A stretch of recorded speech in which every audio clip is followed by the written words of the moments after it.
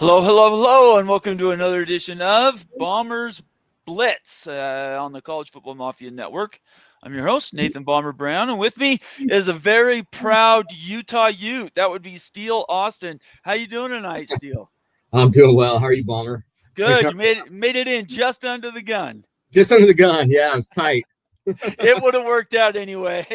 I could get you in at any time, so I'm glad you could make it. This was originally I was going to make this a rant show, and I was like, people like to hear other things, so I appreciate you coming and deflecting some of the arrows that we're invariably going to be receiving from Big 12 and ACC fans. Happy to do it. Thanks for the invite. And by the way, we haven't really talked, so I'm not sure how much me and Steele agree. But we are going to be talking about the college football playoff selection. We're going to lead with the latest On3 FPI rankings, which were not a surprise to me. I don't know, Steele, were those surprise to you? Not at all. No. Okay. I don't know. I'm curious to your take. I went through it all. I wasn't really bothered by it. It was kind of what I expected, and that's the problem, is that we've come to expect it. I'll show you. We'll do a compare and contrast from where we ended to where we begin, and then we can talk about whether that makes a big difference or not. Sounds good. Awesome. And then the other thing we want to cover, and you can see it down there at the bottom on the reader, we're going to be talking about the selection process, how we get to where we get at the end of the season for the college football playoff. And it should be a fun time. So buckle up. Make sure you follow. Steele, do you want to put your Twitter handle in there underneath your name? Do you want to do that? Oh, yeah. Go to look at your picture below the big screen. You'll see a little picture of you. Click the three dots. And on those three dots, go to the byline. I can't remember what it's called, but you can add a second line and you can put your Twitter handle right in there so people can follow you. Okay, I'll try to figure that out. No problem. Take your time. It's not a big deal. Make sure you follow us on Twitter. Subscribe to this channel. If you're on X watching right now, this is bonus for you. At some point, I will be turning off Twitter. I'm not sure when. Depends how the show goes. But I would encourage everybody to jump over to the College Football Mafia page on YouTube and subscribe. Do us a favor. We're pushing to 5,000. I think we can make it. If everybody contributes every show, if I just get 10 or 15, I think we'll be somewhere close by the end of the season. By the end of the off season, going into the season. So I'd encourage everybody to do that. Give us a thumbs up, leave us a comment or question, and get involved. We invite the people that are watching live. If you're watching this on recording later, leave your comments in the YouTube section or send us DMs, and we can try to address those questions and comments as you have them. Certainly, we do conversations out on Twitter all the time, and you're invited to do that. We do read comments. The free comments, everybody can leave them. I just don't necessarily read them. I do defer to member comments. The way you become a member is you hit the $sign next to the comment box and become a member of the College Football Mafia Network. And we have a bunch of members-only videos, and tons of members-only recordings that are all based on realignment, college football news, that type of thing. I'd encourage you to become a member of the College Football Mafia family. And then last but not least, if you want to comment during this live show or even after the show, make it a super chat, and I'll read that thing, and we will get involved. So I invite you to do all those things. Also, we got a new feature that I've been putting up here. It's basically our live feed. So if I don't get to your comments, I don't have to necessarily backtrack and chase those things down. We'll continue to flag your comments, but certainly everybody's reading what you're saying. So hopefully everybody likes that. Okay, I sent you a header with some homework for the show today. Did you have any time to look into any of those things? Yeah, I did. I went through it. We got to 11 SEC teams were in the top 20. Right. I'm going to bring that up in a second. Yeah. And then I counted 5 Big Ten teams. Yes. And then the way I looked at it, Bomber, I looked at it a little differently. I know there were 2 ACC teams plus Notre Dame. Yeah. But it was Notre Dame, Clemson, and Miami. Yep. I view all three of those as future locks to the P2. So the way I kind of looked at it is 19 P2 teams before we really get to the non-P2 group. So we might as well jump right into it because honestly, there's nothing stopping us. By the way, I will get to the shout outs to everybody who's here early. I will get to those in a little bit. But first, let's get into one of the topics we're going to be talking about tonight. So what Steele's talking about is on the left, the college football top 25. That's the ESPN FPI model. It's all in a black box. Nobody knows all the calculations that go into that. But certainly it's usually top heavy with P2 brands. That's what Steele's talking about. And then we're going to be comparing and contrasting that in a minute to the final coaches poll. I couldn't find the AP poll for some reason for the ending of the 24-25 season. And we're going to see quite a few disparities. So anyways, keep talking about it. Yeah. So, I mean, I wanted to kind of just, take a look at how the FPI is measured, just to refresh on kind of what metrics they're pulling from. A lot of it is it's not just all based on last year's results, but they base it on recruiting rankings. They base it on future schedule, what your opponents look like. They base it on, coaching continuity. There's just a lot of factors that went into it. And I could see where, I guess I could say, just looking at how the FPI is measured, I wouldn't expect anything differently. I guess I wouldn't have expected to see the top Big 12 teams, for example, be in that top 20 group. I wouldn't have put them ahead of any of the teams that were ahead of them, even though most likely when things actually play out, there's going to be one or two or three maybe teams that will be in that group. Yeah, so there was a couple of those things that you mentioned. The first one, and this is one of my biggest bugaboos, is the recruiting rankings. Recruiting rankings don't win football games. If they did, Utah would have gone undefeated last year. They had a stacked, probably. In fact, Kyle Whittingham said it was his best team ever, and you lose one guy, and the whole team folds like a bad house of cards. So the recruiting rankings, I have real problems with being in there at all. I think the way I would offset that is don't count them at all. And I wouldn't even put out a first poll till the first week in October, into the middle of October. I'm not talking about the playoff rankings. I'm talking about just the published top 25. I don't care. You can have these sort of, fun ones on the side. But at the end of the day, they shouldn't have college football. They shouldn't have coaches poll associated with it. It shouldn't have AP poll associated with it. Anything that's official, I don't think we should see those polls till the first week in October. Tell me why I'm wrong. Well, so you bring up a couple of good points that I agree and disagree with. First of all, like you used Utah as an example of last year. Yep. And that was one of Utah's best teams, best rosters, but Utah was heavily dependent on a healthy Cam Rising. And I know it's one guy. It didn't have to be the way. That was a coaching decision. But he's the most important player on the field, and our team really depended on whether he was healthy or not. We go to our backup quarterback, and we had zero offense. I mean, you look at the way Utah performed from the Baylor game to the rest of the season, and our offense production was just abysmal. So let's not get bogged down in Utah. You and I can have a show talking about that. The reason why I'm talking about that, though, is the reason why I think you bring up a good point is when I looked at these FPI rankings and I went through each of the teams, a lot of the write-ups about a lot of the top 10 teams talked about uncertainty at quarterback. And of course, there's quarterback battles going on at Ohio State, for example. Right. At Alabama, there's a three quarterback race at Alabama. So, I mean, all of that has a major impact on how those teams are going to perform. I mean, but they wouldn't if we didn't get a poll until the 1st of October, because then you got 4 or 5 games in the bank. Sure. But I mean, preseason polls, let's face it, they're all for the fans. They are for the fans, but they're used to do, they're predeterminative for this week 1 or week 0 ranking, certainly. But all through September. what do those rankings really matter? I mean, I think what should matter is week 1 should matter. Week 2 should matter.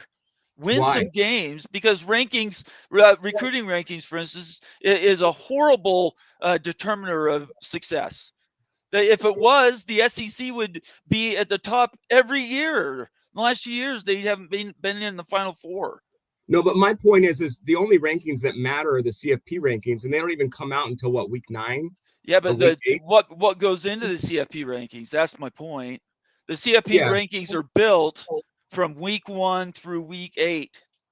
Right, and all of that data that plays out in those weeks is what leads into that. I don't think it's preseason rankings that are misskewing the CFP rankings. Well, let me ask you this: in week 4, if I look at the top 15, let's talk about the top 15. How many of those teams lose a game by week 4? I'd say at least 3 of them. Okay. So if we're not even doing one ranking till after week 4 or afterwards, they're not going to be where they're currently placed in this CFP top 25. No, not at all. Not at all. So all I'm saying is we're not even getting into how the FPI is built, but predeterminative rankings is something that you and I both have schools in the Big 12. It's one of the things that is absolutely destroying opportunities to make it to a playoff at the end of the season. Because if you are, let's use Utah or BYU. If BYU was 24, and they're not, it's Arizona State. But if BYU is 24, how hard is it for them to climb their way up to be in the top 10? Not hard. It is extremely difficult. I don't think so. If you win, if you're behind the 8 ball, behind the 8 ball. Go ahead. I'm sorry. No, I was just gonna say. I mean, BYU started off what, 9-0. Yeah, but it took them to get to 9-0 before they were ranked in the top 10. Okay, but I'm just saying they were in the top 10. But week 9. I don't think you would have. 9. I don't think anybody would have put that BYU team in the top 10 as in week 4 or week 5. No, that's not my point. My point is it should be something that's earned moving forward from a time in the season. Okay. I don't care if you back it up a couple weeks, but it needs to be after season play. So if I'm understanding you correctly, you would prefer no rankings whatsoever until week 6. No preseason rankings. Yeah, they can do their, Vegas will do theirs, and, everybody can have their kid, choice one. We try to do one around here. But it shouldn't have anything to do with an official measurement, in my opinion. I'm fine with that. I just, my personal opinion, I don't believe that they bias the CFP rankings by the time that they come out. I think you've got enough data to know who are the teams that belong in that top 10, that top 12 at that time. And that's why they pushed those rankings out that far. I don't think it's because a team was ranked in the top 10 to start the season, because Utah was ranked in the top 10 to start the season. And it sure shook out when they, how their season went, that they dropped clear down to, out of the top 25 real quickly. Yeah, of course. So I don't think the preseason rankings really matter that much. It's the climb is much harder if you're below the top 10. I would say below the top 15 even. The climb is much more difficult. But the thing is the climb, but the thing is you've got to be in that top 10, if you're a non-P2 team, you've got to be a one-loss team. Right. To be in that top 10. So either you start, let's just say that you started off as ranked 10th, right? Preseason, right. BYU was ranked 10th, and you were 9-1 by the time week 9 rolled around. Right. Well, I mean, that's still going to be equally challenging to maintain that, right? It is. It's extremely difficult, but the climb to get to those other ranks, and let's talk about a conference like the ACC, or even in the Big 12 that had 3-4 teams fighting for 2 spots to get to a championship game to get into the playoff. Those 4 teams, just for the Big 12 to even get to where they were, had to be what they were, which was 10-1 or 9-2 or whatever their rankings were at that period of time. Yeah. to get to a point. And I'll tell you where it matters. And where it matters is where the rubber meets the road. And we'll talk about this now. Is this finish from 2024-25 top 25 poll. See the differences from where this ends to where this is supposed to start for 25. Ohio State, Notre Dame, Texas, Oregon, Penn State, Georgia. I don't think anybody's going to kick them out of the top 10 right now, right? Right. But look where Arizona State ended up. They almost beat Texas. They're at 24 right now. Tennessee, okay, about the same. Boise State aren't even on that poll, are they? SMU is at 20, and they were 20. 11. They're at 20. Clemson. Yeah, I think Clemson's about at that level. They are now. Yes, that's right. Ole Miss, they're up there, but BYU's 14, and they're not even on this. They also Iowa don't. State isn't on there, right? Yeah. Miami is. South Carolina, Missouri, are they? Yeah, Missouri's on there, but they're about the same. Army, you're not going to put them up. But, No. you could argue, and Colorado got whooped for BYU. So I would say your top 20, you could have 6 teams there that are in the wrong spots, or at least should be on the board for consideration. Well, I think with how it plays out every single year, we see how wrong the preseason rankings are. I mean, they're never even close, right? I mean, there's always SEC and Big Ten bias, and they put them all up there because they've got incredible rosters, incredible talent on their teams. So I don't have a problem with them putting them there, but we see real quickly that the teams that aren't really have that team, right? They don't have that culture, like a Texas A&M that has incredible talent, but they aren't the team that everyone thought they were going to be preseason. Well, and that's the negative side of it. The negative side of it is these teams hang around the top 25 way too long. Missouri had 4 losses and was ranked 20th, I think. I mean, it was broken where they were rated at the end of the year, and they were sitting on, I think they even lost the bowl game. So they ended up with 5 losses, and they're sitting on a rank, on a top 25, when they should have fallen out way before that time. So maybe it's not even so much about the climb as it is the fall, which isn't near as precipitous. Yeah. So I have a question for you. So when you look at a record of a Big Ten or an SEC team, how does that translate to an ACC or a Big 12 team? Do you strictly go by all records are equal, or no? I think the SEC is at least one game different every year. The Big Ten, the top 4 brands, I would say, are SEC rated. The rest of the Big Ten, I think, is the same as the Big 12 of the ACC. So in other words, like a 3-loss Alabama is better than a 2-loss. Not better. It depends. I'm not saying it's better. I'm just saying they're about equal. I measure them about equal. It depends on how they lost, and losing to Vanderbilt last year didn't help anybody. Yeah, exactly. Yeah, right? Totally. Ole Miss gave 2 games away to get to the playoff. I mean, I guess we're not talking about the top end, and we're not even really talking about the bottom end. It's everybody in the middle, and then how hard it is to climb to get those other rankings back. Yeah, it just, to me, it seems like we've got to do mental gymnastics to try to compare teams. It's difficult, but I mean, it is the argument we'll get to in a little bit about the CFP that the mental gymnastics even get worse, because now you're talking about which is better, the contrasting styles, the 5'11" or the other. We'll talk about that in a minute, but that's something else that is mental gymnastics. Does the Big Ten play 9 games? Is that equal or not equal to the SEC playing 8? So we'll talk about that in a minute.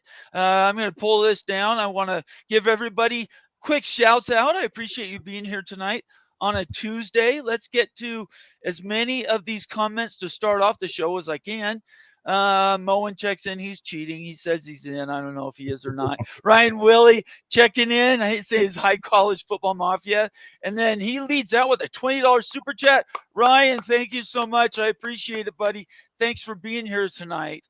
$20 super chat. So he says, don't trust Sankey. Big 12 fans think they can benefit from 5'11". I don't know where Austin's yet, but I'm not doing that. Let's see. Our 511 are fools. Sankey will do college football when he did with college basketball. Sankey will get a super majority of SEC teams in CFP, and everyone else gets one. What do you think? The 5+11. No, just his comment in general. Oh yeah. Well, I think I think the Big 12 fans trying to trust Sankey. I definitely agree with him. I think that's a bad move. I think the 511 is just like, I agree completely with Joel Klatt, really his take on it. I think his was a good explanation today. I think it's the death of the Big 12 if that's what happens, is my opinion. Yeah, I like to think he saw my rant Friday night and decided to do it. I'll take responsibility for that. All right, we'll keep shout outing. Thank you so much, Ryan, for your $20, helping us keep the lights on around here. You know I appreciate you, brother. Conundrum checking in. Why would anybody trust that anything that ESPN puts out? We're going to get into the FPI a little bit, but yeah, if say you're a Penn State fan, why in the world would you support getting anything from the ESPN owned CFP? Yeah, that's a good question, actually. I mean, there's definitely those two competing forces between ESPN and Fox. And if you're Big Ten, I think you have to be wary of anything related to ESPN, because they're gonna be out to protect their own properties. They're heavily invested, obviously, in the SEC, but also the ACC. Yep. And then what the Big 12 is kind of a mix between Fox and ESPN, right? Yep. It's true. So, yep. I don't know. Thanks, Conundrum. Great to see you. Stephen Vitt checking in, Ohio Bobcats. At Conundrum, at this point, not really. So he's saying no. You shouldn't be trusting them. MBM, good to see you here, MBM. Oklahoma State Cowboy in the house, valuable member of the College Football Mafia family. When the talent spreads out and NIL regulated, the Big 12 will be glad they didn't concede 4 autos to the Big 10. So this is one of my fellow Big 12 fans that is on the other side of my 511 negativity. Poll biases will be easier to overhaul than fighting for 15th or 16th place. MBM, what makes you feel like the Big 12 is going to get any more than one team in? And could you do that for 6 years? Yeah, and one of the things that I disagree with as far as the concept of talent spreading out, I think the transfer portal and NIL has definitely equalized, the talent pool. Mm-hmm. It's harder for the top end of the SEC and the Big Ten to stockpile talent. It is because the second and third stringer guys that can start, they're going to want to go somewhere else. However, where I disagree with this comment is they still want to stay within the P2. So what I think it's doing is it's doing more to lift the middle of the P2 up than, some of it trickles down to the middle two, but I don't think it's equalizing and putting the Big 12 and the ACC on an equal playing field by any stretch. I don't see that happening. Over time. Well, there's only 34 teams in the P2. So there's only so many spots. But I mean, the transfer portal has been in place for a while, and we've been paying, and I see the gap widening. I don't see it getting closer between P2 and whatever you want to call that, the middle two, or you disagree with that? I think over time it will moderate more. Of course, nobody can argue that the P2 don't have a natural advantage, but I would tell you right now, most P2 are already stacked with 4-star and mostly 3-star players. So even they can't. 105. That roster limits thing is real. Now, whether it gets grandfathered in, and this year they don't kick anybody off, next year those spots are going to be gone. So there's only 105 on each team. In my opinion, you've got a good 25% on each roster that has to turn over for new incoming students. So I think it's a greater, more of them. You'll see a bigger uplift in the Big 12 and the ACC than you will from the SEC standpoint, because I think the competition is steeper. So, but I could be wrong. Time will tell. I know that. Bob Swanger checking in, another member of the College Football Mafia Hey, family. Bob. Hey, College Football Mafia, thank you so much. Great to see you, Bob. RT, another member of the Mafia family, saying NBM, another thing to keep in mind is if they get 4 along with the SEC, those playing games will be more money. Everybody knows that the Big 12 and ACC are going to get play-in games too, right? They won't get 4; they'll only get 2, but they will get games. But that's great inventory. I mean, the way to look at it with the 4-2, 1-3, right, is it's not a 16-team playoff; it's a 24-team playoff, right? With the play-ins, with all the playing games, it's an expanded playoff. Yep. I love the concept. I mean, those playing games on championship weekend would be amazing content, and it's more money for each conference. I think it's sad if they don't find a way to get on board with that. And I agree with everything you just said. And I think that the additional money thing, I'm going to keep saying this until, I don't know, I'm blue in the face probably in 3 years. But the money gap, the Big 12 and the ACC are never closing that gap. Never. I know there's a lot of people out there that are the 511 prophets that are saying, but the more exposure they'll get, the better games they'll get, and all this. No, that gap is done, everybody. They are never closing that gap. But money still matters to those teams in the sense that, they are going to be doing rev share. They are looking to scrounge dollars wherever they can to be able to, prop up their athletic departments and keep certain sports programs alive. So, every dollar counts for the Big 12 and the ACC, even though they can't, like to your point, there's never going to close that gap.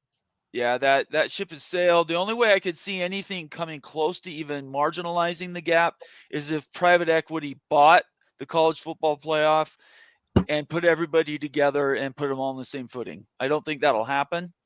I don't either. But the rumor, you can dream. What do you think about the rumor? Sounds like, from what we're hearing, Smash Capital's talking to the ACC, the Big 12, and the SEC, or Brett Yormark came out at the end of last week saying private equity's on pause. And honestly, it has to be on pause because there's nowhere to spend the money. So there's no reason to do it. The only way that the Big 12 needs to spend any money is if the ACC micro blows up and the Big 12 can go shopping. Otherwise, I don't see a purpose for private equity. But that was Brett Yormark. I thought the Smash Capital Group met with leaders of. Sorry, I apologize. That's the Pick'em group, right? That was the Pick'em group. Yeah, they're still pushing that Project Rudy, but maybe a different version of it. A little, slimmed down version. The best teams out of the ACC and the Big 12. Certainly, if they're not the best teams, the ones that are most connected, they can get together and put the best conference together. Yeah, that obviously is a possibility. If it's happening behind closed doors, we'll never know. So yeah, that's true. I don't give it much hope, but I think it's a great idea. And we can't. Well, I think it is a great idea. I'm afraid of it. I'm afraid of it for what it could do for my team. Nothing to do with the conferences. Hi, Daniel Gygax, contributor extraordinaire, and also a valuable member of the College Football Mafia family. Good to have you here. Hi, everyone. Pickles is the same thing. Good afternoon, all. Good to see you, Pickles. Rob Ellen representing the great state of South Carolina, Clemson Tigers. That would be. Good evening. Go Tigers. Yes, sir. Carla Jenkins, always one of the best people to be wrapping videos and putting those links on Twitter. If you are not following Carla Jenkins, you are missing out because she turns around and retweets the best videos that have come around. Always is on top of it. So I tell everybody to look her up on Twitter. Very good at what she does. BYU collaboration. I'm glad to have turned in for this. Well, we can collaborate on some stuff. Joe Z, good to see you here, Joe. FPIS index. I'm not going to say that, but we'll talk FPI in just a minute. BYU football. That's Shonsky. Good to see you, Shonsky. Hi, everyone. Let's see. I'm trying to get as many of these as I can. Tempest checking in. Another member of the College Football Mafia family. Hello, gents. Good to have you here, Tempest. Coy, Ono rejected as UF president. Yeah, if you didn't catch that, we're not going to talk about it tonight. But the president from Michigan? Michigan to Florida? Yeah, went to Florida, and the board of governors or whatever it is didn't accept him. They sent him back and said, no, we're not going to accept him. How could you go through a whole hiring and vetting process and then I don't know, maybe they were pissed about Michigan getting left out last year or something. I don't know. Let's see. Tony Lawson checking in. Flag this, Wisconsin blows. I didn't say that, just to be clear. $5 super chat from Stormy Cyclone. Super, super valuable member of the College Football Mafia family. I would say an OG at this point.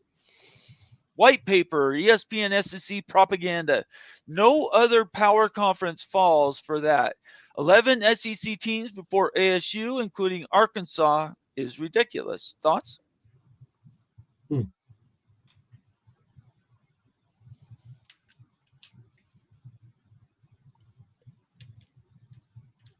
I don't know. I mean, we kind of talked about it already. I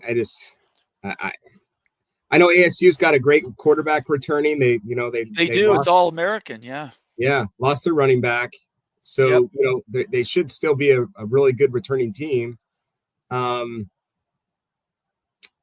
don't know. I can definitely make a case for an ASU to be in that top 20 group.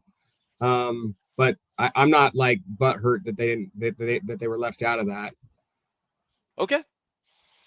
Time will tell. We'll know in October whether that was good or not. Skaven, yes, checking in. Good to see you. Skaven, yes. Hello, Bomber. Good to see you. I always love seeing you check in and keeping my attendance levels up. I appreciate that. Mr. Monkey says Kansas was actually better than Illinois. Yeah, watch out for Illinois this year. They've got a great team coming back. Do they? Yeah, I know they're not typically the big brand name from the Big Ten, but yeah, there's a lot of noise behind Illinois, so I'm expecting them to have a good season. The Big Ten needs more middle stronger teams. If they're going to fight off the SEC, that's the only way to do it is win games. Yep. Dave's here, another valuable member of the College Football Mafia family. Good to have you here. Anyone smart doesn't believe the ranking. Unfortunately, the voters aren't smart. Dave, that's our problem is you have a bunch of guys they all have agendas. And that's something we're going to talk about. Just let me do one more look to see if there's any new ones I wanted to catch. Big Lubbock is going to be my last shout out. Where is Texas Tech on this ranking? They're not on the ranking. What that means is that NIL dollars and do not naturally transition to rankings. That's what that means. So Texas Tech, I mean, to their credit, they crushed it in the transfer portal and the offseason recruiting. They absolutely crushed it. They did. They recruited like at a top 10 level. And obviously that's largely in part due to the NIL they were putting out. Yep. So, they definitely make a case for being included in that FPI ranking, in my opinion. However, no, I don't know how much weight they're giving to like historically. And historically speaking, Texas Tech, let's just to be fair, they haven't necessarily crushed it on the field. So right. I think there's got to be a lot of voters out there that are, hey, I'll believe it when I see it type of approach with Texas Tech. And I'm expecting them to be really, really good this year based on their recruiting, but we'll see. I agree with everything you just said. And I would qualify NIL for football is different than NIL for basketball. You can rebuild, as Baylor did, the entire roster in one offseason. In football, culture wins, right? Joey McGuire's been there a little bit, so there is culture there. But you bring a bunch of high-name guys that want to say, I'm going to Texas Tech because of me. Can you gel them in one off season? That's the question, which is why I think in football, at least, the NIL probably shouldn't translate straight across. Yeah, I agree with you completely because we've seen the experiment fail multiple times so far with like USC's tried to turn over their entire roster multiple times and they haven't been able to get over that, elite hump and Colorado done the same thing. although Colorado did have a decent year last year. Right. But anyway, I agree with your point. Okay, so I'm going to go to, let me bring this. So Jeff Fuller, if anybody knows him, if you're not following on Twitter, here, I'll copy his tweet so everybody has access to it. Sorry. He is a data guy. He knows data. And he knows financials especially well. But this is a comment that we were talking about today on Twitter, and I hope everybody follows me on Twitter. You would have been involved in these conversations. But he wants to see changes to the rankings as well in the preseason. And I'm just going to read his comment, and then we'll jump back to the previous versus the current top 25. Jeff says metrics need to be strictly resume and efficiency based. No predictive metrics ratings like FPI or gambling lines should be part of any formula used by CFP committee for ranking, seeding the teams. And I would add on top of that to say that in the new college football playoff negotiations, there's been talk about how one thing might be offset by another in whether you vote for the 5-11 team or you vote for the 4-4. And I'm really going to start pushing this 3-2-1-2 model where the rankings as they stand, it should be more about actual everything that's happened on the field and not so much about the tangential data that you might get from the outside. Do you agree with that? I'm not familiar with the 3-2, what you're talking about. Thank you for asking, because that sort of is the natural bridge. So a lot of people that are Big 12 fans, and there are a lot of Big 12 fans that watch my shows, know that I'm against the 5-11 format, right? Right. The 4-4-3-2-1-2 is not new. It's just it was the 4-4-3. restated. Yeah, that's like the right. 2.5. Is that what you mean? You have a playoff game for a third spot to go to either the ACC or the Big 12. Yeah, okay. Correct. Yeah. That's what you're talking about. Yeah, I am familiar with that. Okay. Yeah, and it's a play-in game that I think for the Big 12 and ACC would be awesome because it's more revenue. Yeah, that's the ideal. I agree with you 100%. That's the ideal. Yeah. So how do we accomplish that, right? If it goes well, you could conceivably in one conference have 2.5 conference games every year, but send 3 teams, right?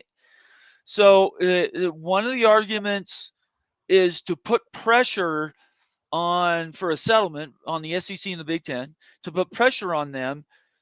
You side with one side or the other, meaning the ACC and the Big 12, to throw their weight behind either the Big 10 9-game season, not strength of schedule focused, SEC 8 games strength of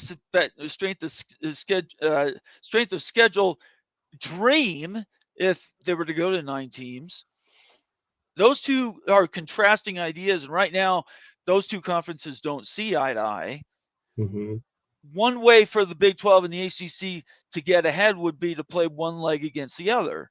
That's some commentators have said that. Rock and Rant is one of the guys that is on my team that certainly has been, he's been outspoken about using game theory. If you're familiar with that, I know it, but I can't describe it. Mm-hmm. To leverage the intelligence that's out there to put your weight in the strongest place possible. So what do you think about the idea of the Big 12 and the ACC getting together and in some way, shape, or form pitting one leg, the Big 10 or the SEC, against the other? Yeah, and I kind of wonder if that's what they're doing already, behind the scenes. I still am kind of shocked that your Mark sided with Sankey on the whole, we both are. Yeah. So I have to wonder if behind the scenes, if he's really doing that because there's a backroom deal that there's something that they're getting in return for that. And I don't know what that is. And none of us do, but I don't know. If you do 5-11, those games aren't on the table. No, they aren't. But I'm saying, right now with how this is playing out, I mean, we're all up in arms because we think that's going to get decided today or tomorrow, when in reality, they have until December 1st to decide on what the format's going to be for that Yeah, for they the do. next year. So I mean, this could be playing out for a while, and I kind of have a feeling those 4 commissioners know exactly what they're doing, but Well, I if don't they know. did, then Petiti and Sankey be on the same page. Because what's off the table if the Big Ten and SEC don't combine? The very first thing would be scheduling agreements to Right, create a P2 Super League just with the 2 conferences.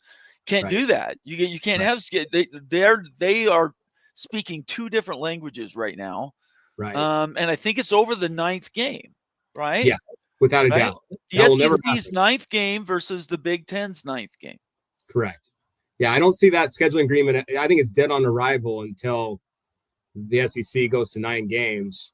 And I thought, because we knew that Petiti and Sankey were having private meetings clear back in We February. did. They were announced. Yep. And so I think most of us would have assumed that they had worked out a lot of this stuff already with, they were having conversations around the scheduling agreement.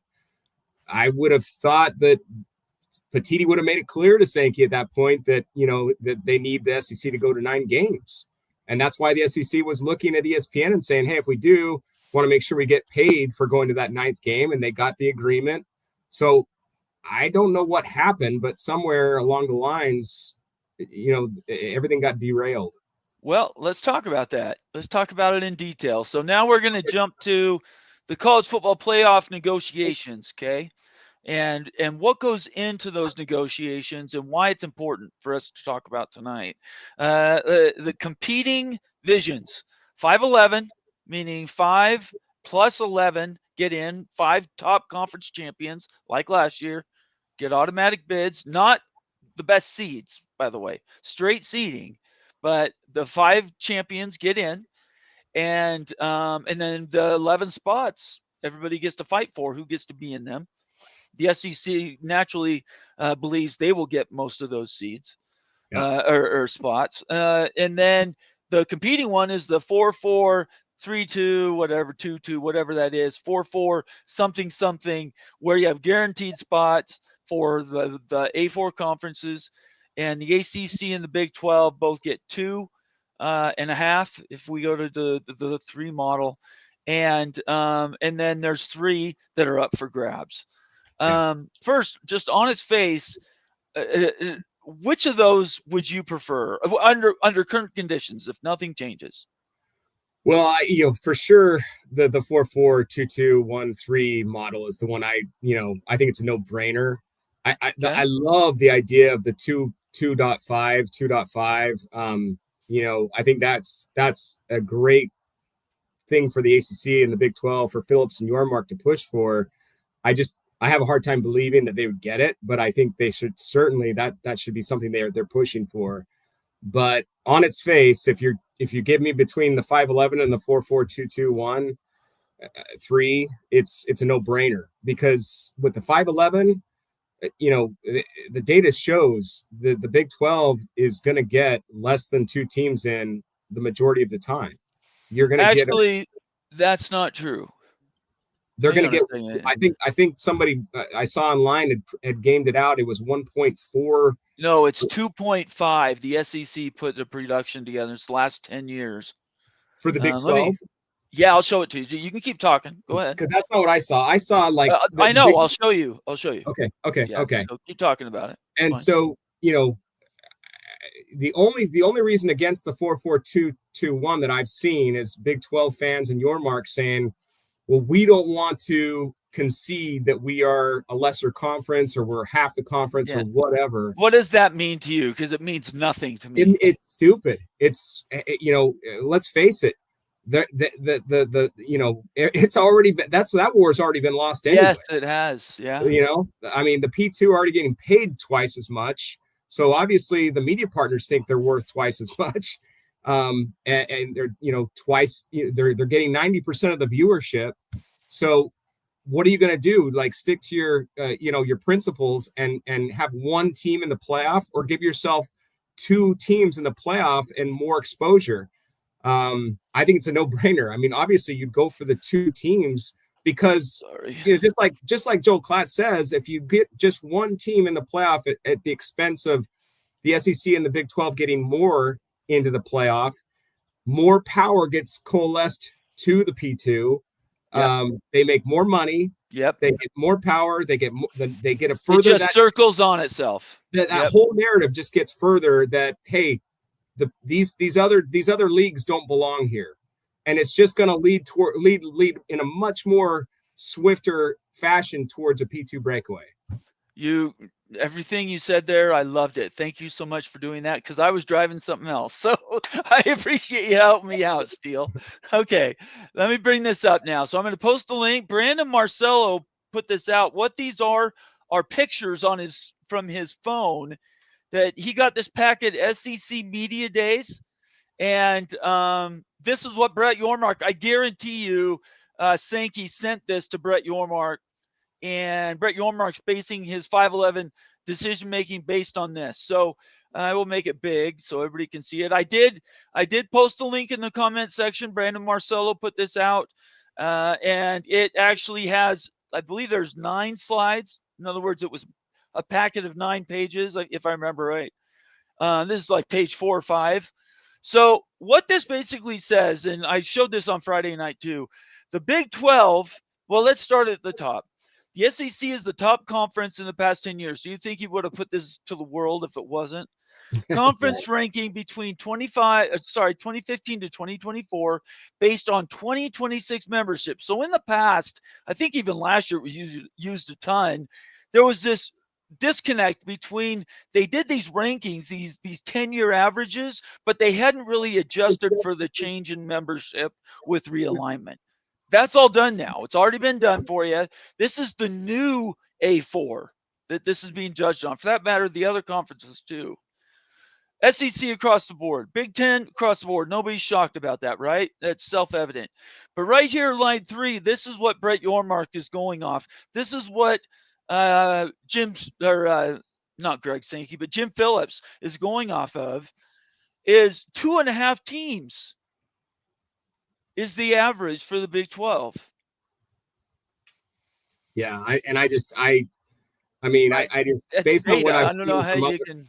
I know it's data, but I've seen other people that have gamed it out that it's completely different than what's that showing.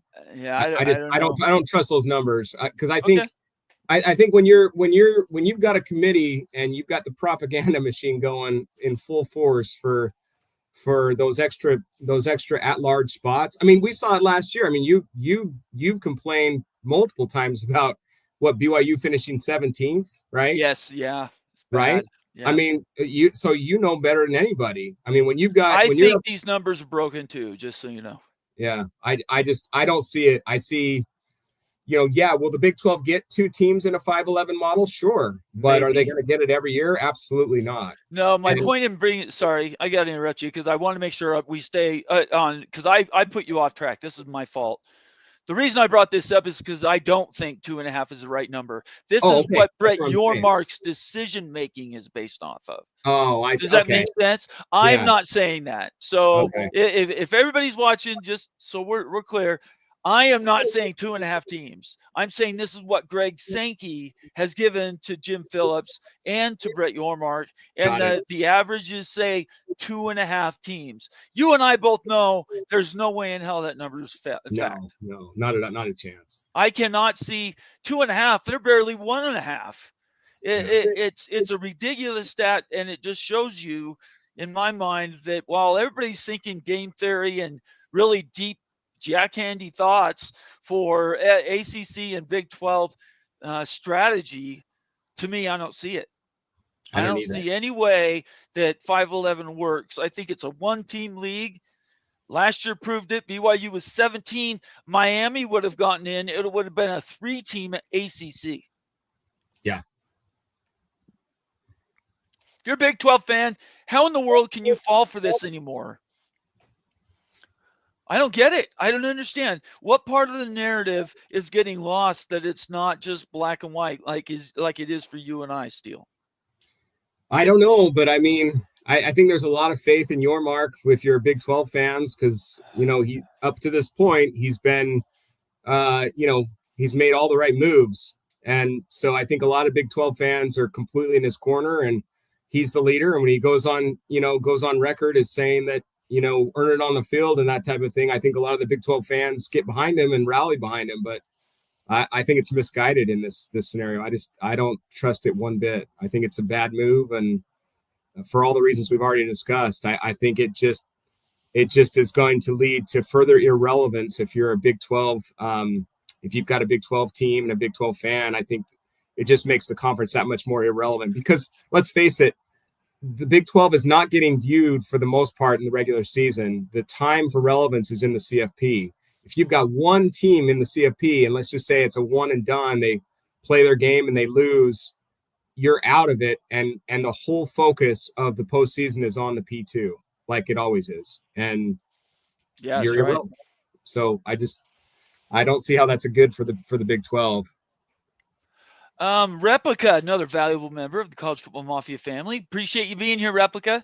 If the Big 12 wants 2 teams in the CFP every year, don't lose to Kansas. That is a broken. Well, they didn't lose to Colorado, but at the end of the day, that narrative, I think, is broken. Why does it matter if you don't want? Why should it be something that has to be? Why are we fighting for anything? I don't understand this idea that the Earn It crowd, and I don't know if Replica maybe is one, because it sounds like maybe it. Where does Earn It come in? Because Earn It isn't around in September. Earn It's around in November when everybody's looking. You lose a game early, Boise State. That doesn't hurt you in November. It doesn't hurt you with the CFP. But if you lose in November, it's massive. Also, earning it on the field, you're in that model, you're leaving it up to a committee.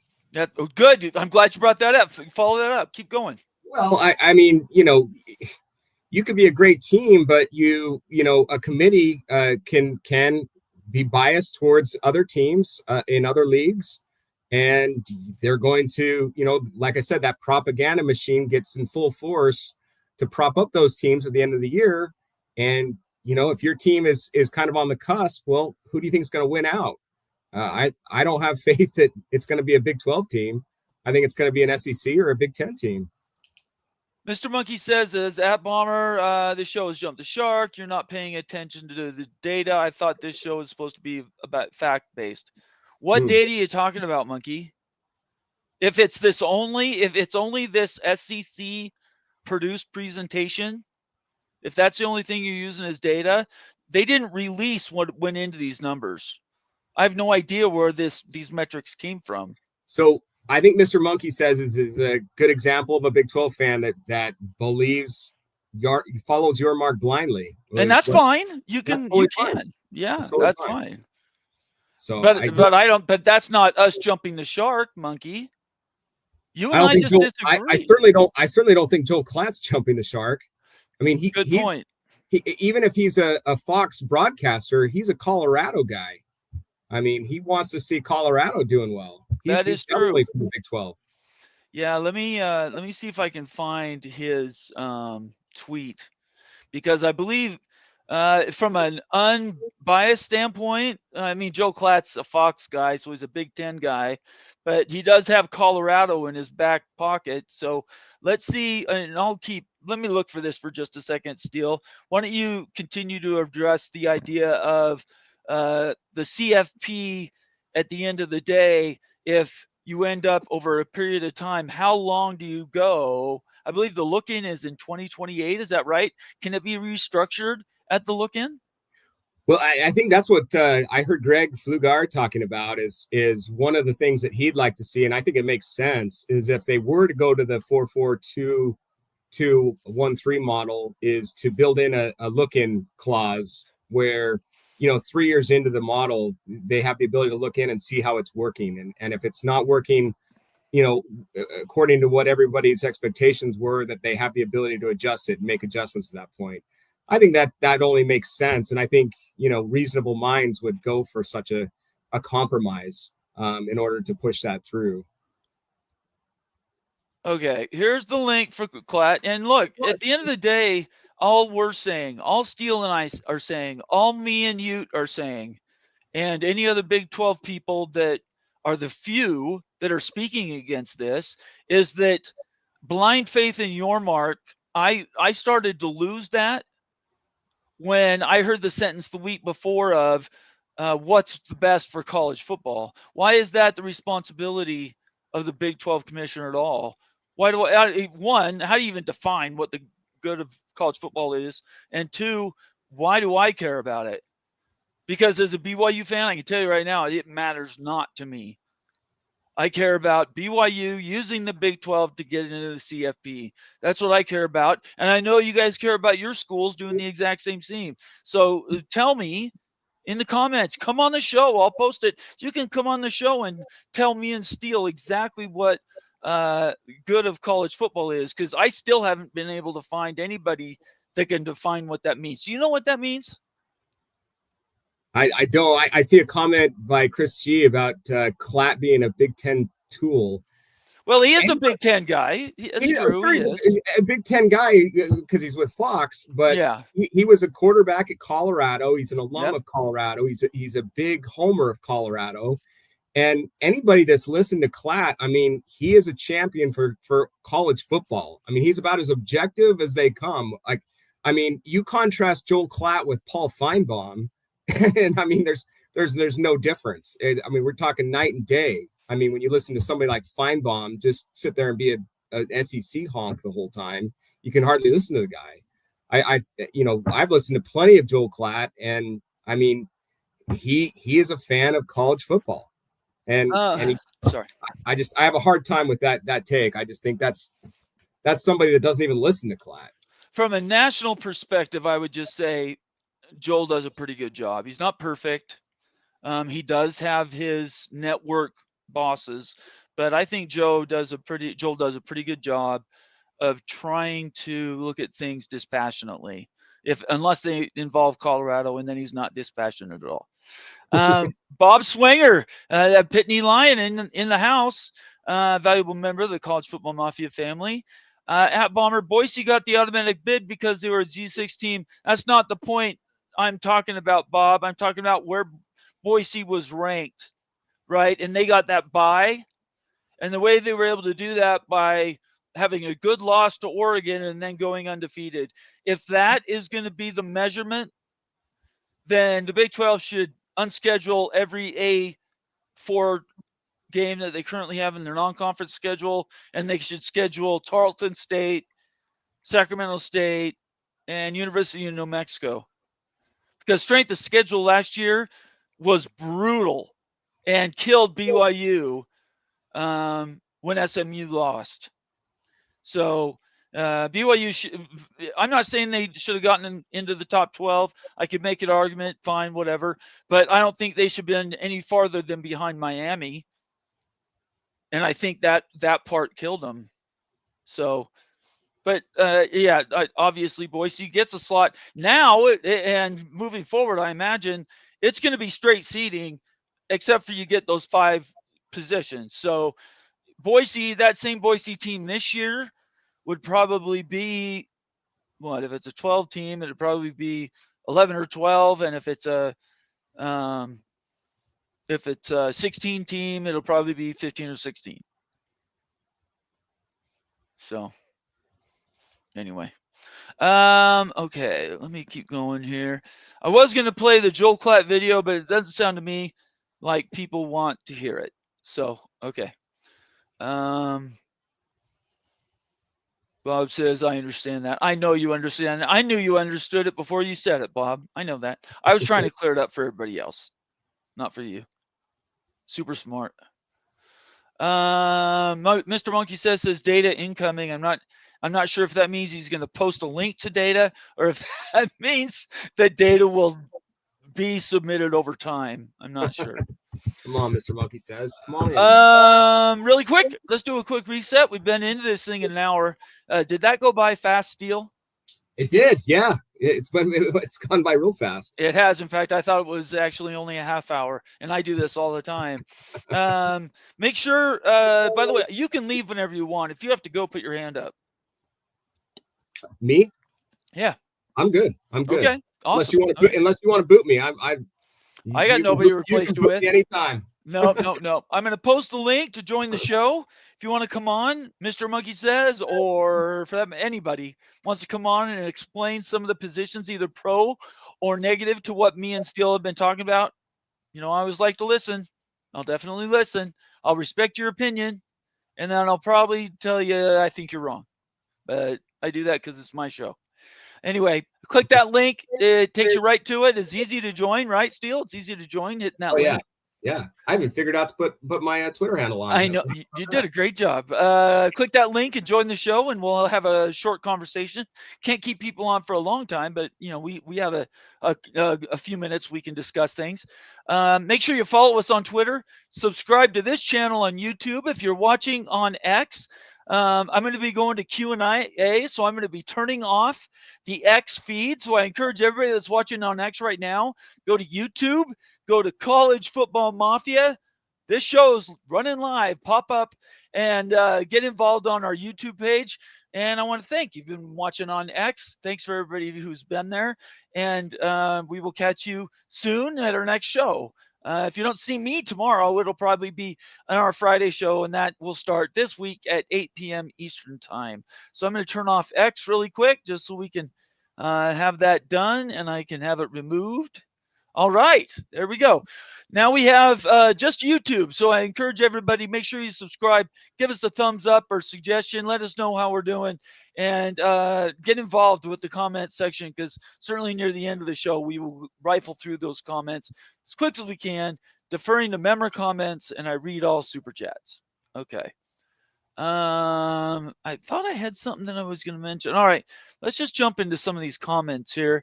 Friends call me Sean. Just looking at the ESPN FPI, they are telling you only the Big 12 champ is getting in and only 2 in the ACC. I would agree with you. I agree with that too. That's what we're concerned about, Sean. That's what we're concerned about, that exact thing. We do not want the Big 12 to be frozen out. Stormy Cyclone, go ahead. Need to say something? Mm-mm. Oh, okay. Stormy Cyclone checking in saying FSU going undefeated and choosing Alabama instead is propaganda that we better get used to. Yep. Exactly right. That's an absolute fact.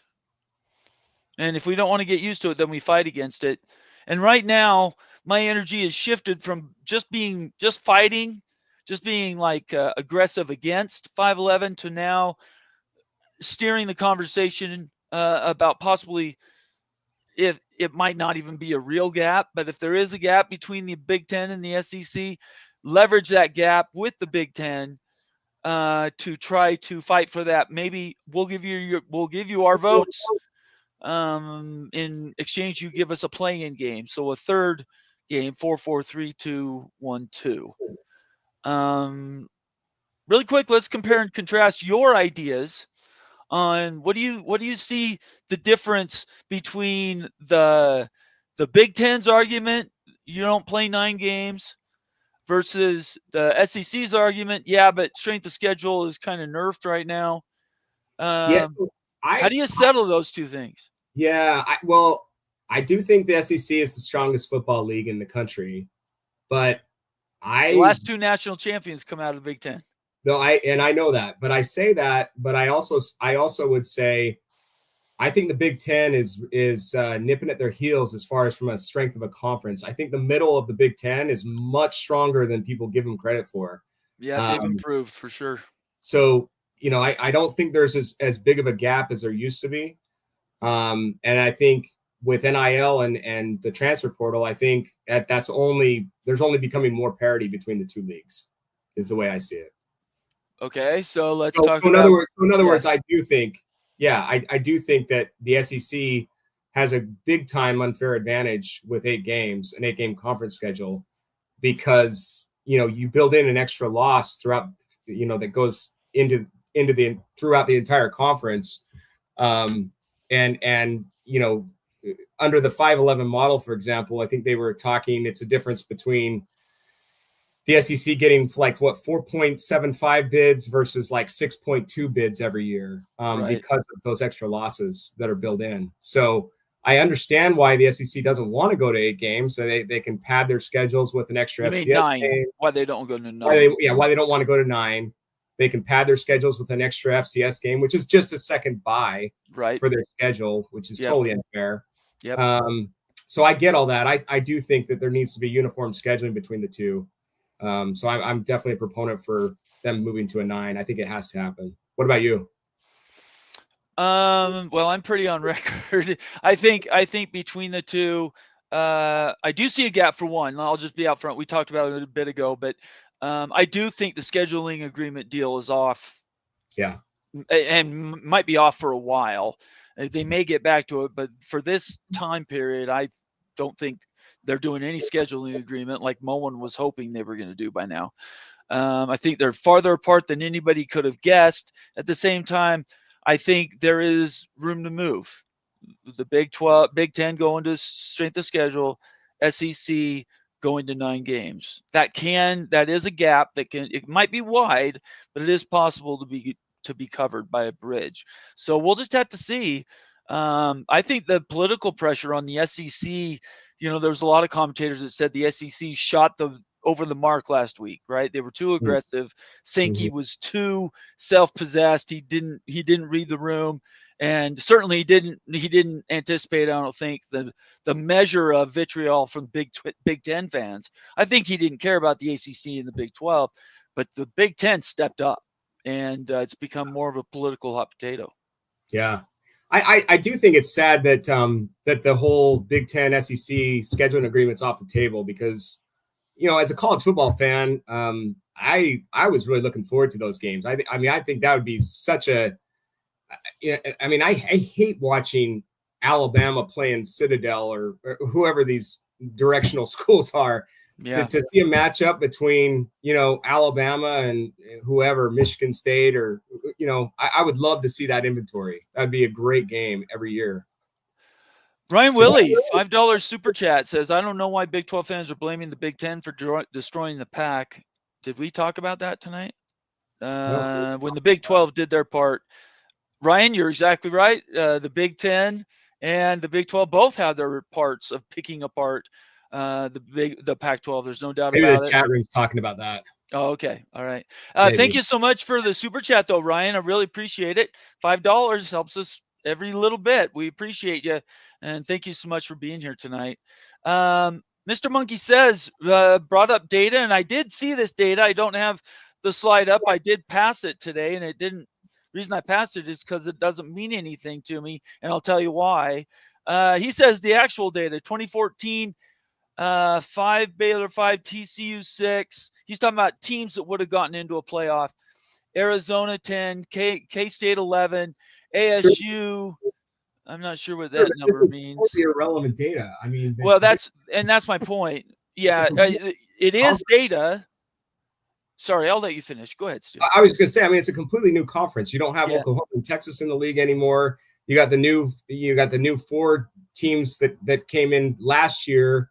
BYU, Cincinnati, UCF, and Houston, and then you got the new 4 additions with this year with the Pac-12 teams. It's a whole different league. I don't know how you can go on historical data to say the Big 12 is going to get 2+ teams in every year under this model. That makes no sense.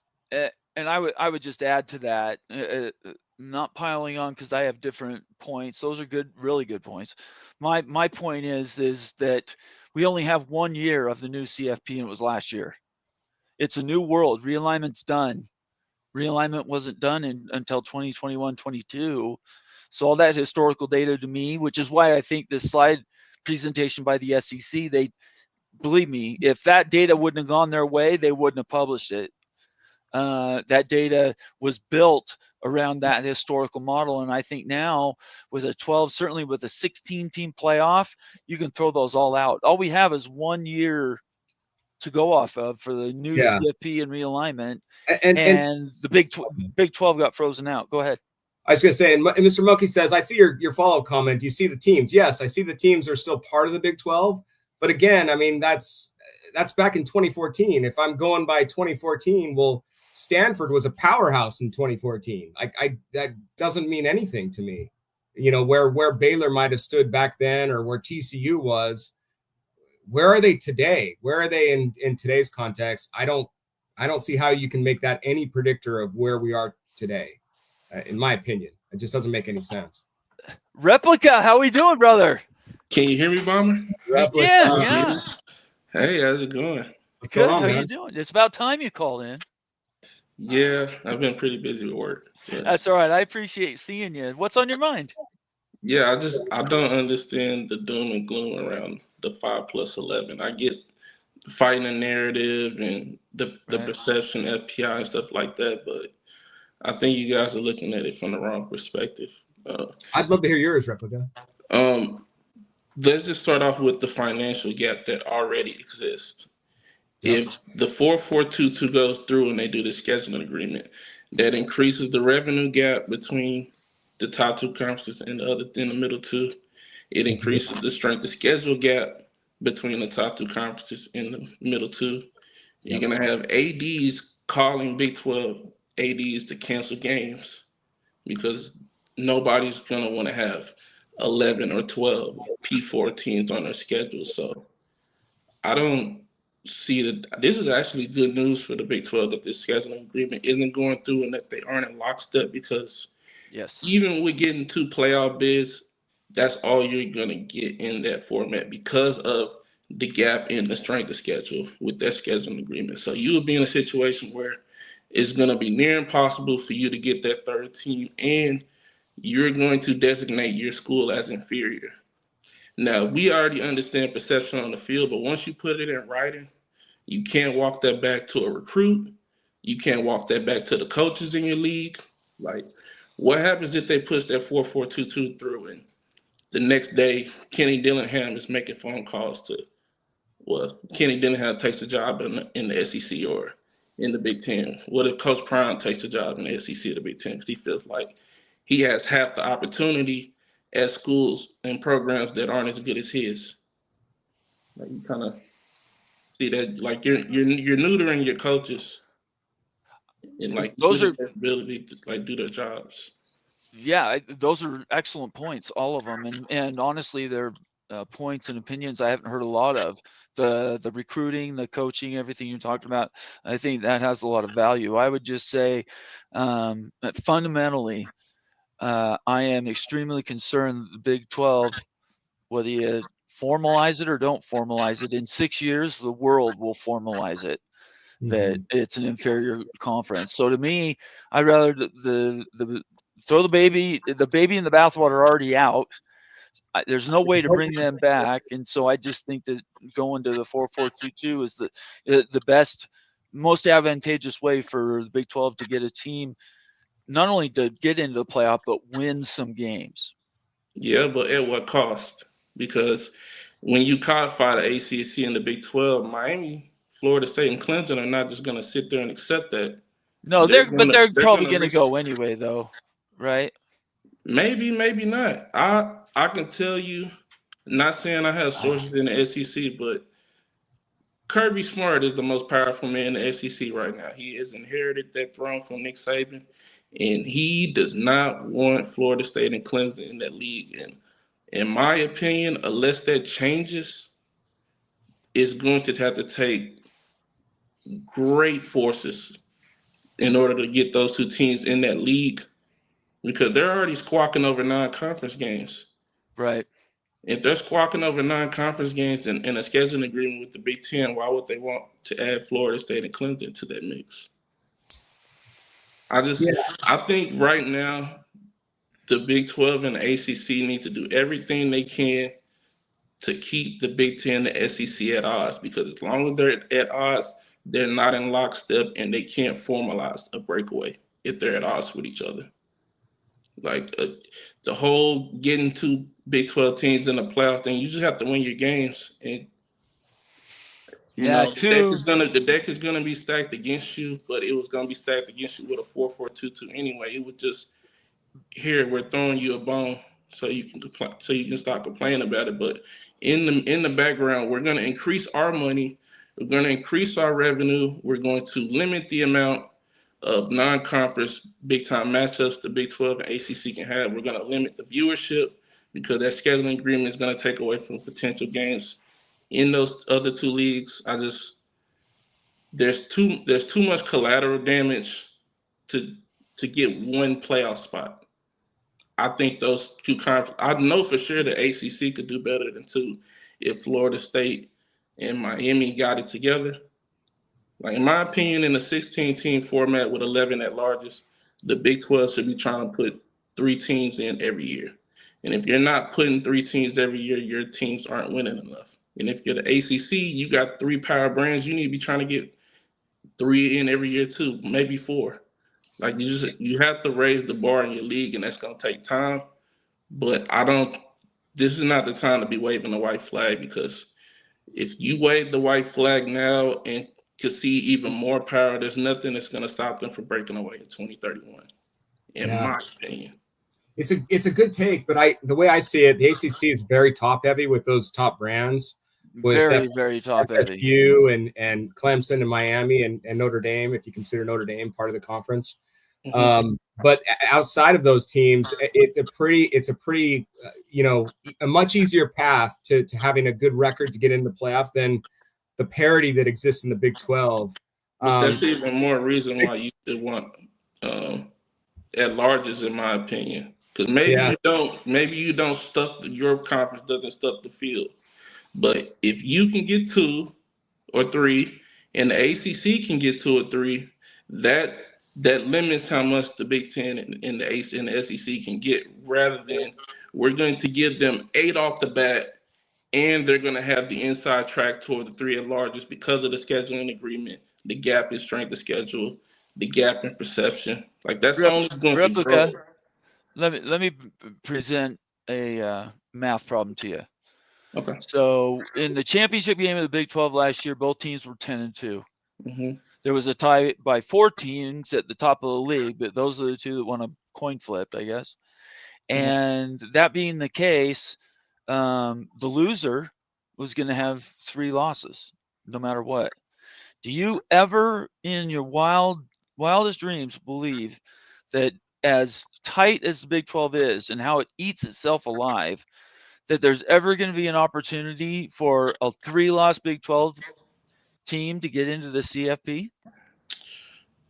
Probably not, but your second and third best teams in the league shouldn't have 3 losses. And I think this tightness in the Big 12 is just there for now because you got teams in transition. Utah lost their quarterback. That completely derailed their season. Yep. Oklahoma State just completely just fell apart. Kansas got out the block slow. They didn't get to the start they needed to. I think it's easy to feel that way based off of the results that actually happened, but just because something happened last year doesn't mean it's going to happen this year. Of course. I think the Big 12 should be a much better conference, and I'm saying that as a Texas fan. Baylor should be much better. Much, much better. TCU, I don't know what their defense looks like, but they shouldn't get off to a slow start. They got a cupcake game against North Carolina. Right off the back, they should hammer North Carolina. Arizona State is bringing most of their team back besides Scatterboo. And they got some other running backs who can run the ball. I just think there's more juice in this league than y'all are giving it credit for, and it's going to take time. But I think the Big 12 will look different 3 to 5 years from now. And I think it'll have a little more bite.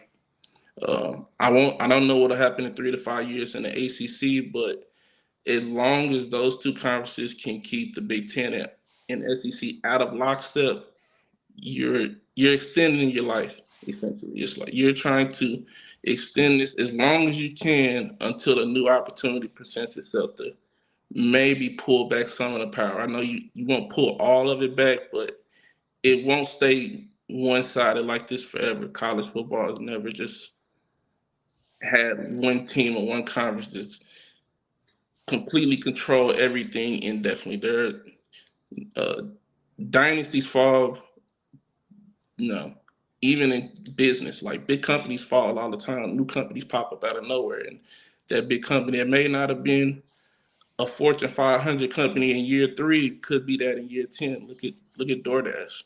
DoorDash was nowhere around 10 years ago. Right. but Dort, external forces put that platform in a different position. So I think you just have to fight on the field and you have to mitigate any external factors that you control, and that's what you do on the field. You can't control ESPN cooking up an FPI graphic that's really just a rolling recruiting average. That's all that is. pretty much. There's no, Yeah. like you got Texas A&M in the top 10. Like they don't Yeah. even have a quarterback. Exactly. It's a joke. But that RPI carries into the season. It does, but It's used all season long.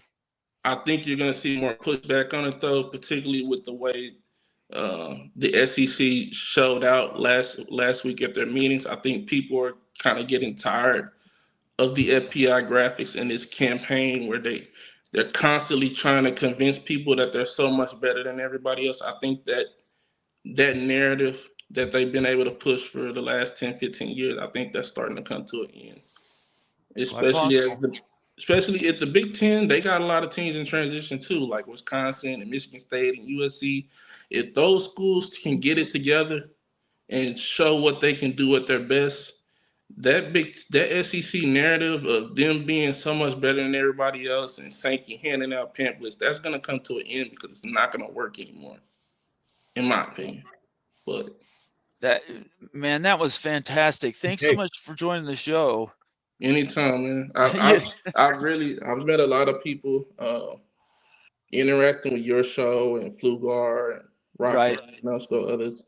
It's been a great community building. Well, we appreciate you joining us tonight, and I'm going to end up asking Moen to clip out your answer because I think that's probably been the most lucid response to why the 5-11 fighting for that thing. While I still don't agree with you, I think it makes an absolute larger statement than just saying we don't want to be having the appearance that we're weaker, which has no value to me. So yeah, that's just the political side. When your mark is talking about what's best for college football, it's a political move to kind of put pressure on those two leagues to, hey, everybody can see you're acting in your own best interest. Can you not do that just this one time? That would be nice if you pull that off. Like that's kind of the messaging, and that's kind of why Sankey was kicked off about it. But all right. Well, thank you very much. Appreciate it. Thank you. Appreciate you joining the show. That was a fantastic call. Replica. That was what are your thoughts? That was well done. No, I think it's a great take. And one of the things that I guess it helped me to look from the perspective of the ACC, and because I'm always looking at it from Utah's perspective in the Big 12, but from the ACC, if I'm a Florida State fan or a Miami fan or a Clemson fan, I think the 5-11, I think I think that could make a lot of great sense because I think you've got a really good path to get to the playoff and to get a bid. But I just think the parity that exists in the Big 12, I still disagree with Replica. It's going to eat its own. You're going to have a lot of 3-loss, 4-loss teams. You might have one or two loss team at the top. It's going to be really, really tough to get more than one team in. Agreed. Jackson Johnson joins the show. How are you doing tonight, Jackson? I'm doing pretty good. Just staying busy on a Tuesday on June 3rd, 2025, as it is 81 days until week 0 of the 2025 college football season. How you gentlemen doing tonight? Roll Tide.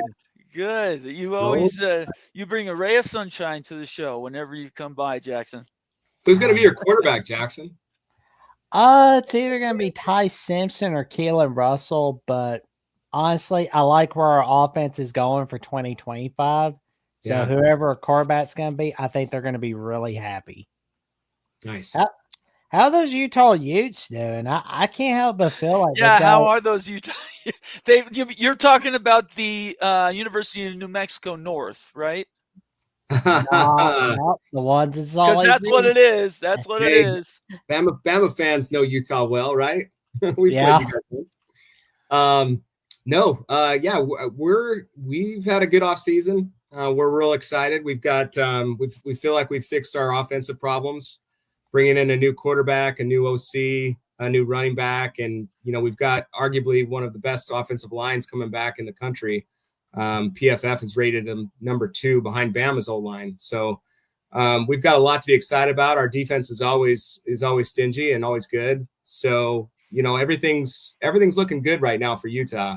We're definitely feeling like this is, a team that's built, ready to make a run and at a Big 12 championship. And everything hinges on us making a CFP. So that's our goal. That's where we need to be. And I think we've got a team that can do it.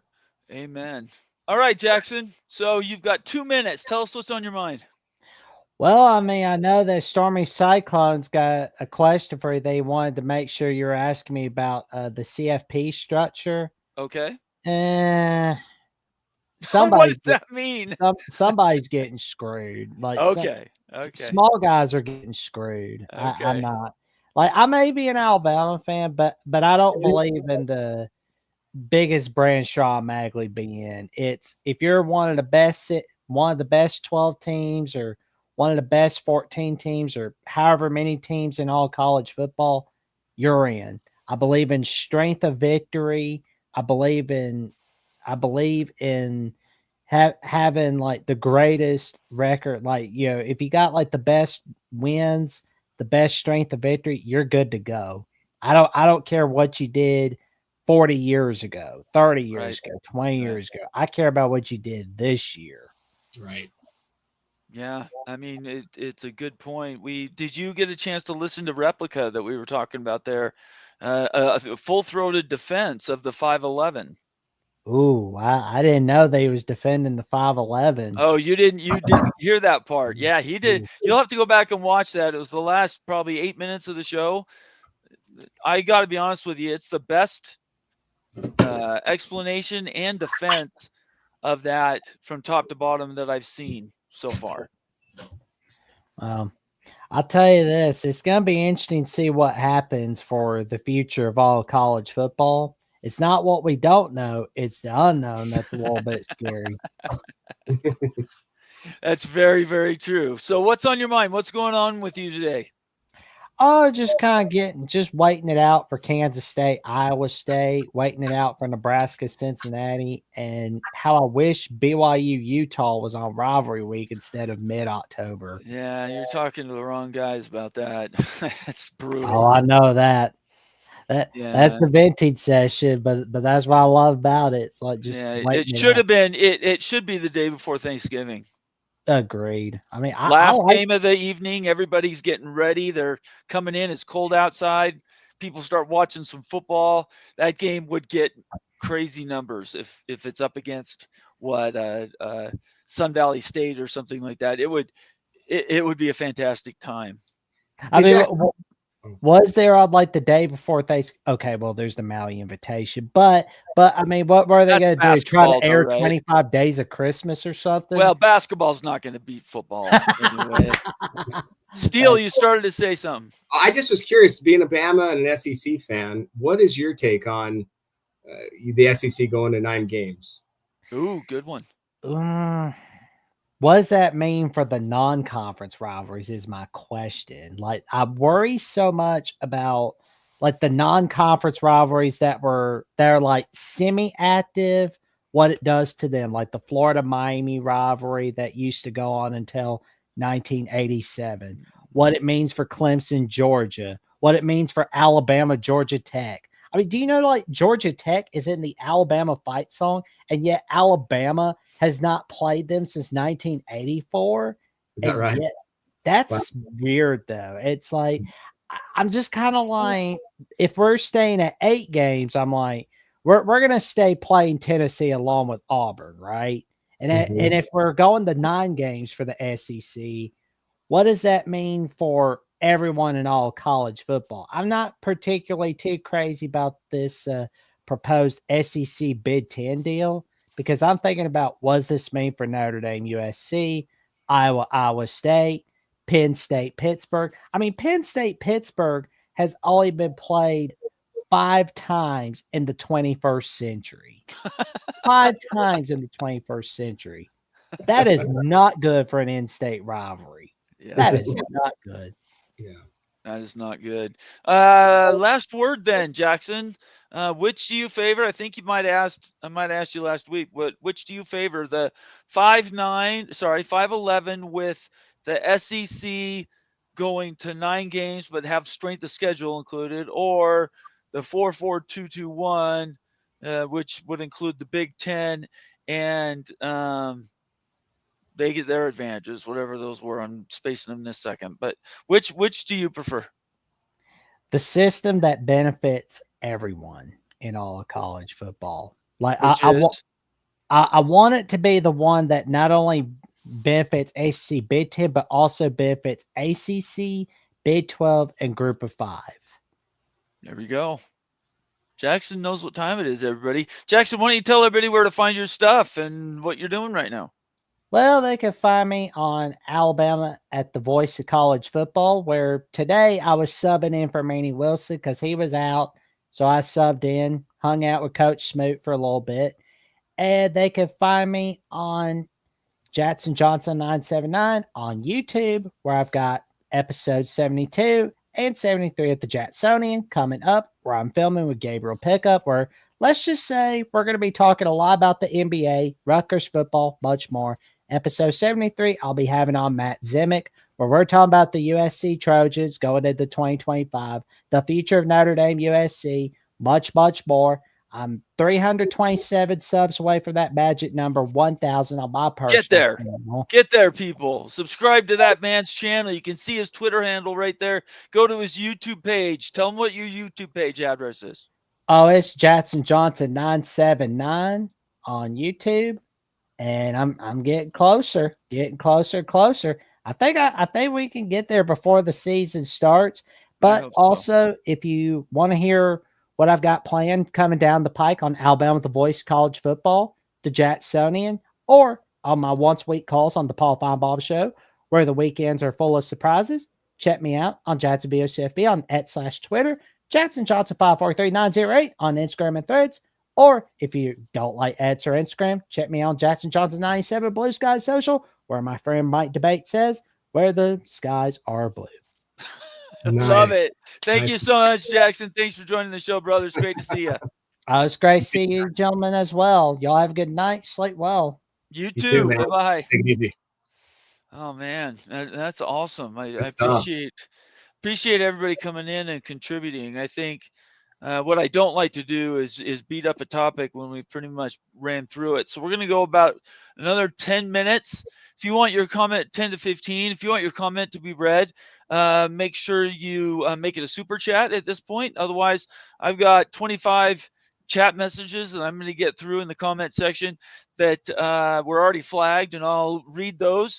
So you want to get involved, you want your comment or question to be read, make it a super chat from here to the end of the show. All right. I'm going to work backwards because these are the ones that people have seen the most recent. Timothy Green says, I'm going to say it one more time, 3333, and everybody else gets a 1. Possibilities on that front. I don't think there's any possibility of that. So it's a nice sentiment, but unfortunately the leagues aren't equal. So I don't see that ever happening. It's a good wish. I would love that to happen. Yeah, that'd be great. Yeah. Tempest says FSU is not currently an AAU school, but according to a school provost, FSU is seeking AAU accreditation by 2026. We will discuss that matter here and put together a possible timeline. I would just say that the Big Ten doesn't have a requirement, but they certainly have a wink and a nod type deal with AAU. So isn't that what Florida State's chasing down? Is that Big Ten invite? I don't get it. If I'm a Florida State fan, I want to be in the SEC. I mean, that's where your rivalries are. That's where you can drive to half of your games are right there. I mean, if you're in the Big Ten, you're traveling all over the country. That alone, I would want to be in the SEC. I get that the FSU fans don't like ESPN. In fact, that's probably not a good way to put it. Probably hate ESPN. Yeah. But still, I think if I had my choice, I'd want to be where my natural rivals are and where I can, have access to games much easier. It just makes sense to me, but I don't know. If I'm an FSU guy, I want to go to the Big Ten.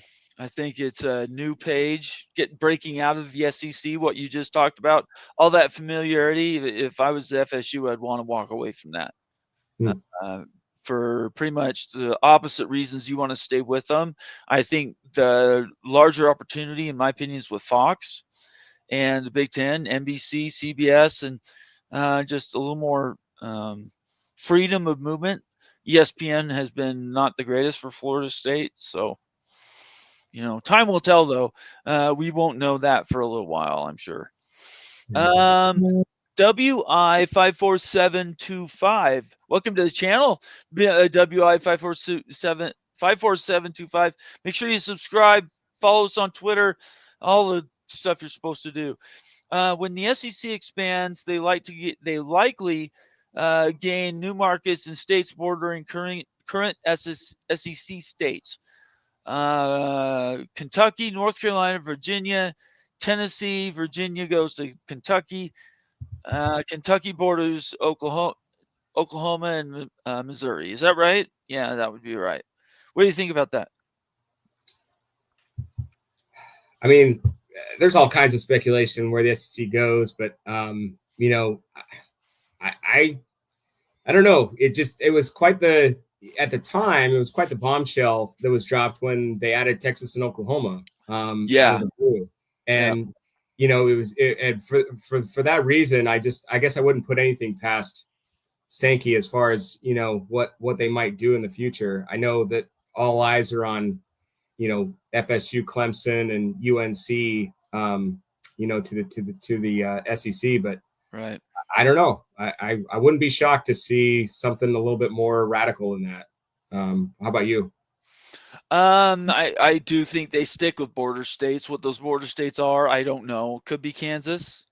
Certainly Virginia and North Carolina are places they want to fight into too. I do not believe they go farther west. So yeah, and that's what I was kind of hinting at with being more radical is, I mean, the Bigs are now a national conference. The SEC, right. is competing with that. Are they going to want to take an Arizona and Arizona State type of school still in the southern in their footprint, a state removed from Texas, but to get into a new time zone? Like, I don't know.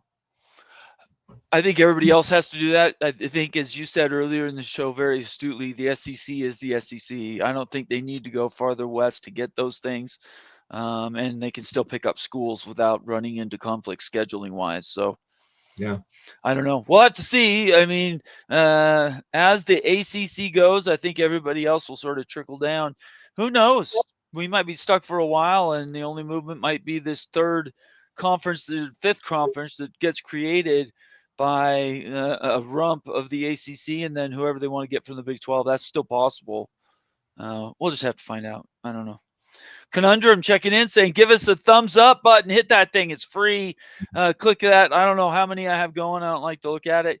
But if you're watching the channel, just hit the thumbs up and leave a comment or a question. Thumbs up's more important than the two. Appreciate it, Conundrum. Thanks for doing the work for me. Stormy Cyclone. Replica kills it again. Should be a regular. Man, I love having Replica on. He can come on wherever he wants. I'm not sure when he's going to pop his head in. So it's hard to schedule when I don't know when he's going to be around. John Boxleitner, it's good to see you, John. Another conflict of interest is officiating within the conference to keep their teams at the top of the standings, having a few losses as possible. No one ever addresses this. Do you see that as an issue? Me personally, I don't. I think you're going to have bad officiating. That's just a part of the game. I think it's. I don't think it's a Big 12 thing. I don't think it's an ACC thing. I see it in every conference. I think I see bad officiating, and I don't think it's to protect teams necessarily. I think it's just you're leaving it up to human error with officials. It's the toughest game to officiate. There's so much happening. I just think it's a part of the game, and teams have to rise above bad calls and overcome them. And that's just a part of sports. So I don't know.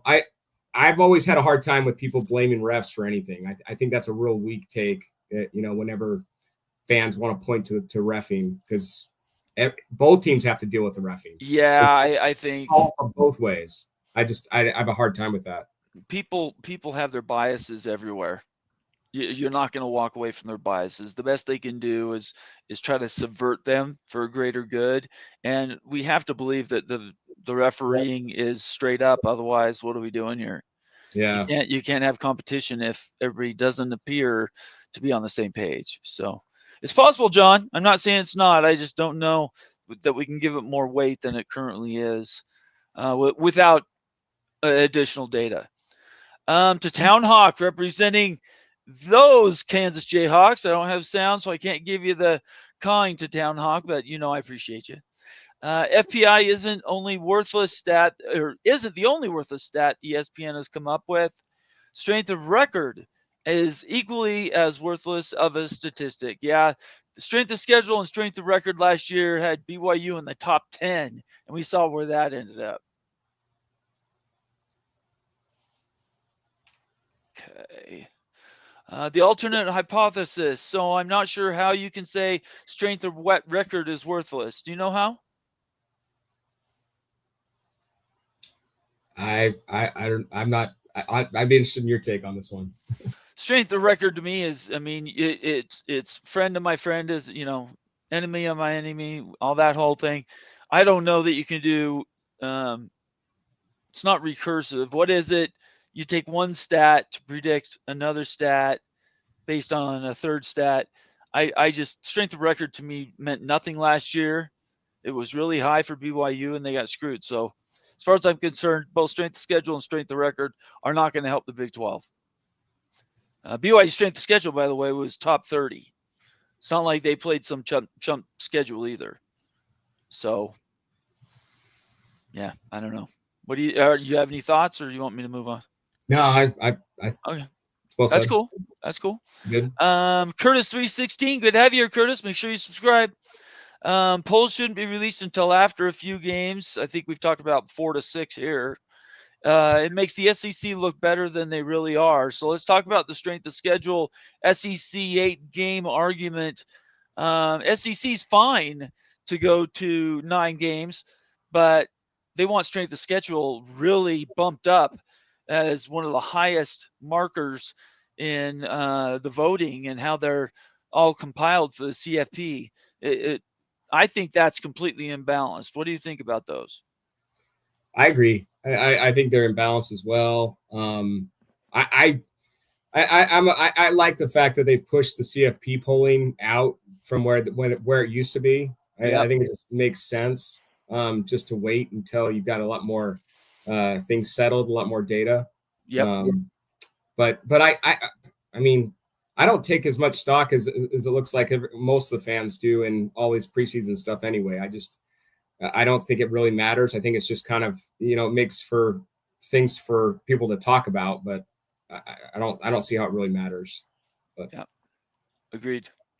Stormy Cyclone a bit earlier ago said, I still think that the best outcome for the Big 12 and ACC is to get a half bid in a playoff. We've talked about that. That's the 4-4-3-2-1-2. Yeah. Sounds like a decoder ring password or something. The other at-large bids are not coming our way. So, yeah, 4-4-3-2 to me, and I don't know if you've come this way or if you stick with 2, but to me, that would be the best outcome for the Big 12. Best outcome for the Big 12, no question. I just have a hard time believing that they'd get it. I just can't see a world where the Big 10 and the SEC would compromise on that, even though I think it'd be the best for the Big 12. So we're going to keep that. I think that's the last comment, unless there's a super chat here. No more super chats. If I missed your chat, I apologize. I don't think I did, but I'd be willing to shout you out if you tell me that you posted it and I missed it. Let's just sort of sum this up. Between the two, you and I both agree that the 4-4 something would be better for the Big 12 in the long run than the 5-11. We've had a lot of conversation tonight, certainly from the smartest viewers out there on YouTube, the fans of this channel. Has anything changed your mind? No, I mean, just full transparency, being a Utah fan, everything that I look at is through that prism and that lens. And, the Big 12 for me as a Utah fan is a vehicle for us to try to make our case to get included in the P2 or whatever the future is going to be. So, I know it bothers Big 12 fans when Utah fans are not really on board with the Big 12, but I don't consider myself a Big 12 fan for that matter. I'm focused strictly on what's best for Utah. And for those reasons, I'd like to see 2 guaranteed playoff spots for the league, because that gives Utah a greater shot to get into the CFP. Everything's about the postseason. If you want to become relevant, you've got to be in the postseason. Regular season just doesn't cut it, and bowl games are meaningless. So that's why I'm a proponent of the 4-4-2-2-1. I think that's where we're both coming at it. I think you're in agreement on that as well. But yeah, and I'm not sure if I got to this or not, but I'm going to read it anyway from Stormy Cyclone earlier tonight.